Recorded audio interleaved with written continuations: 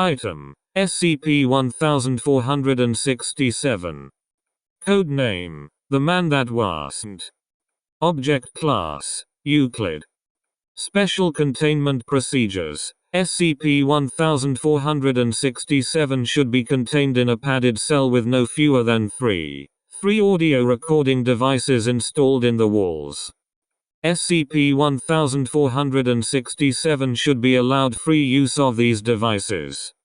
While sleeping, devices should be kept on repeat playback. Batteries are to be changed weekly. SCP-1467 should be medicated using Document 23A, and a therapist meeting should be provided once per week. SCP-1467 should always be referred to in person as Mr. Smith, as referring to it by any other means throws it into a panic rage state. This has resulted in moderate injuries to it and research personnel, and has seriously impeded attempts to interview the subject and keep its mental state stable. Foundation personnel wishing to visit or make use of SCP-1467 for experiments must seek permission with its currently designated therapist. In the event of a containment breach, immediate termination of SCP-1467 is authorized. Records of SCP-1467 should be reviewed every month, and at least 6 backups should be kept in different locations at all times. Description: SCP-1467 is a 47-year-old male of African American descent. Unless constantly reaffirming its existence, SCP-1467 slowly fades out of reality. The effect manifests in a gradual decrease in the ability to perceive SCP-1467 by any known means until it eventually vanishes. This has been known to affect objects and personnel in SCP-1467's immediate vicinity.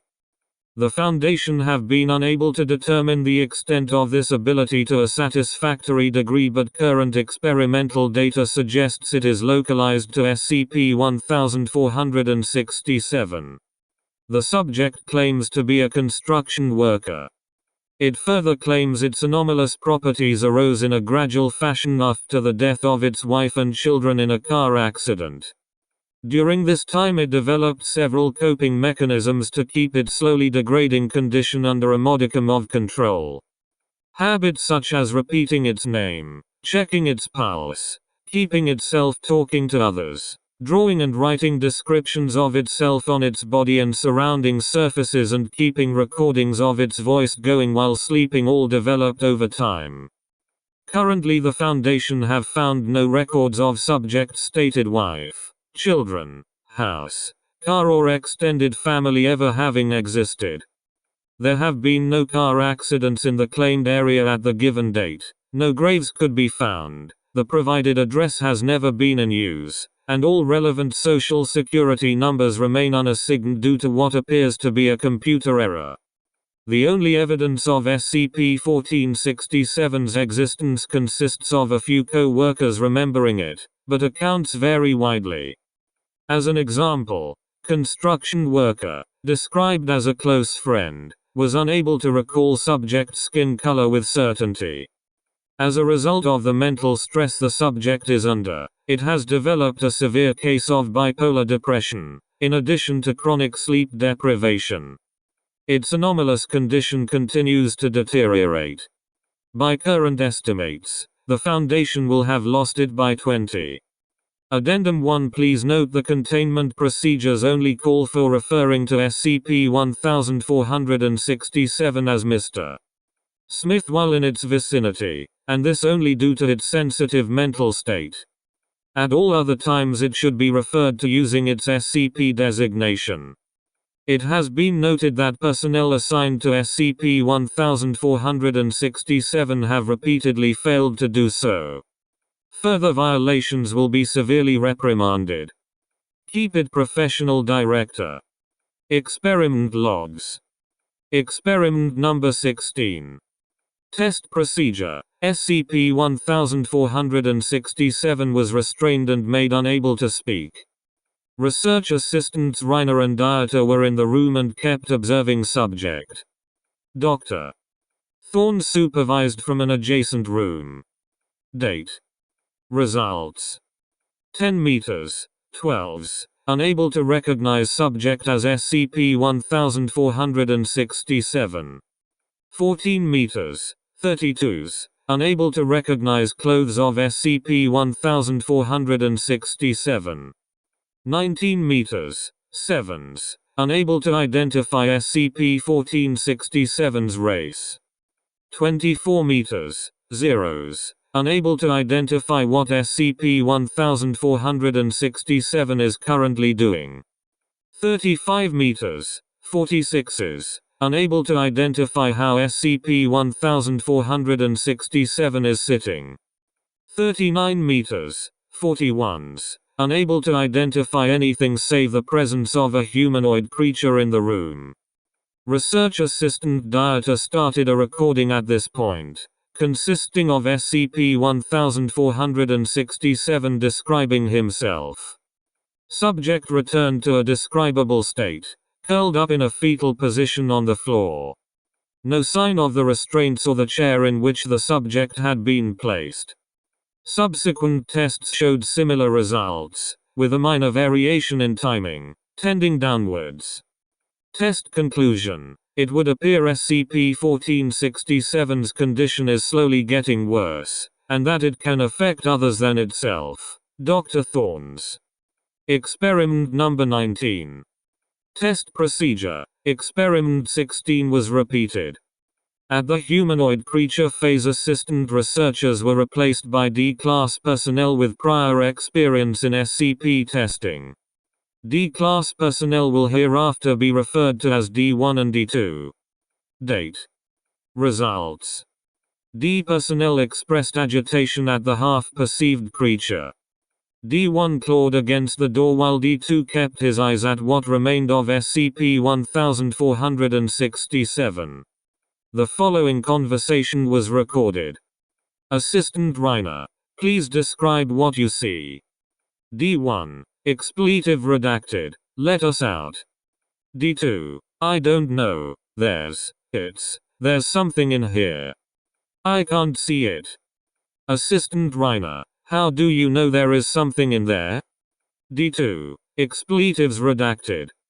Assistant Reiner. How do you know there is something in there? D2. I can feel it. Dude, it vanished. Get them to open the expletive redacted door. D1. I'm trying. Assistant Reiner. Please remain calm. D2. It's coming for us. I can tell it is coming for us. At this point, D2 started screaming. D1 started crying. A recording of SCP-1467 describing himself was activated, and armed personnel entered the room. D1 was curled up in a fetal position at the entrance. D2 was found lying a bit further away unconscious and was initially mistaken for SCP-1467. SCP-1467 was initially not locatable, but after approximately 3 minutes, 19 seconds, could be found leaning against the far wall, clutching his head in his hand, apparently suffering a panic attack.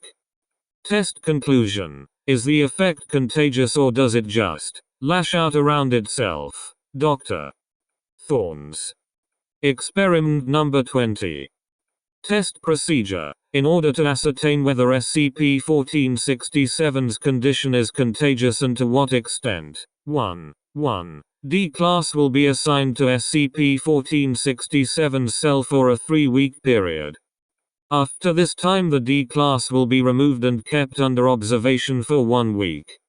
Selected D-Class is 27, male, non-violent, designation, D17321.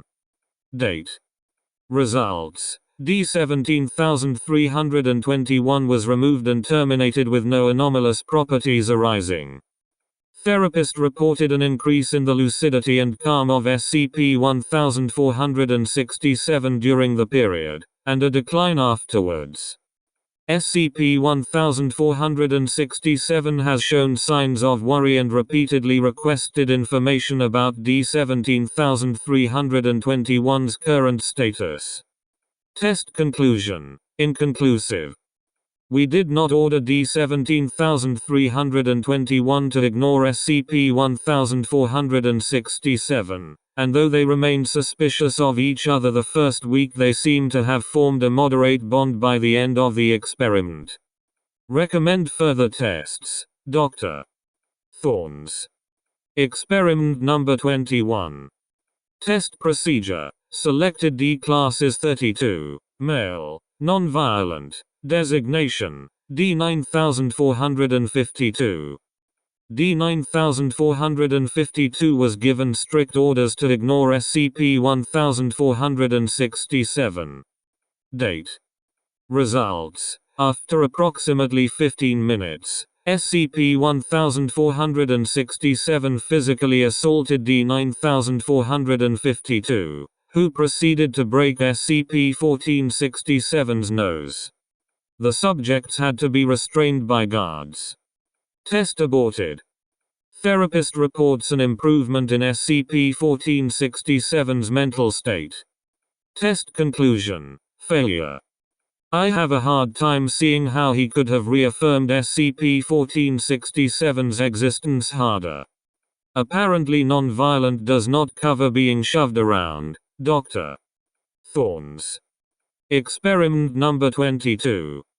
Test procedure. In the guise of finding a treatment, SCP-1467 was convinced to cooperate with the experiment. Selected D classes 37. Female. Non-violent. Designation: D-361. D class has been given no special orders on how to interact with SCP-1467. Date. Results: after 2 weeks and 4 days, D-361 vanished. It is currently unknown whether she contracted SCP-1467's condition, was subjected to it, or whether she escaped the site. No records of her appear to have been contaminated, and it appears she vanished while SCP-1467 slept. SCP-1467 remained unresponsive for approximately a day after her disappearance, solely repeating that it did not want to go, in addition to inflicting several minor scratches along its arms and legs. It remains fearful and difficult to interact with. Test conclusion: due to the strain on SCP-1467's already stressed psyche coupled with the apparent localized nature of its condition, this line of testing has been suspended. Dr. Thorns. End of logs.